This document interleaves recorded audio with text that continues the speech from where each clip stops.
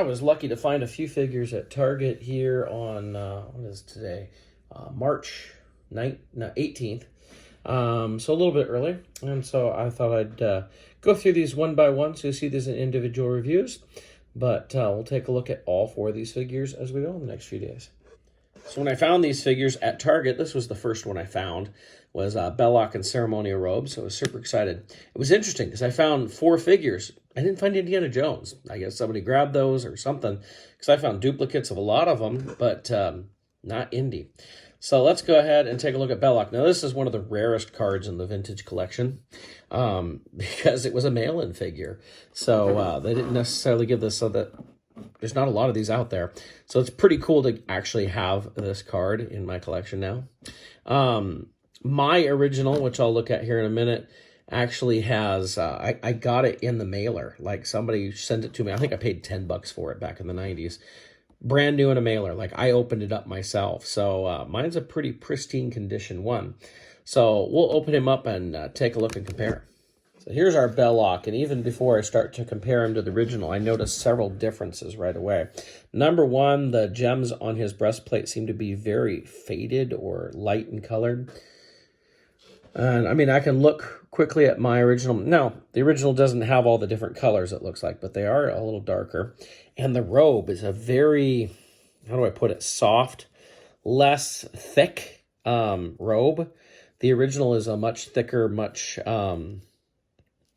how do you put it, much sturdier, I guess. I don't know. Oh, it's the pattern. I'm feeling it right now. I'll show you the comparison here in a minute. And he comes with his ram's head staff. If you've ever read your Bible, you know that this is the outfit that it says in the Bible that was used by the priests to open up the Ark of the Covenant. The breast jewel plate is all described in there, as well as the ram's head horn and the robe. It's all described in there. It's kind of cool. So let's compare. So here's my original. I told you he's pretty pristine.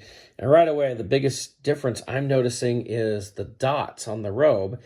These are a lot smaller, and these feel like they're painted, like they are puffy. They're raised on the robe, whereas this is just part of the fabric. So there's a difference. You can see the breastplates. There is a slight difference in color on those two. The heads look pretty identical, although I don't know what you want to call that. The headpiece here, it goes along on the turban, is a slightly different color. This one's gold on the newest one. This one looks a little more silver.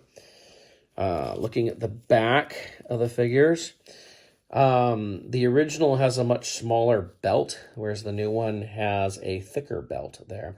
So there's quite a few differences on this figure, which is pretty interesting. And like I said, mine is virtually pristine. It's just, you know, I took it out of a white mailer box and I set it in my collection. That's all he's ever been. Just like that for, gosh, close to 30 years at this point.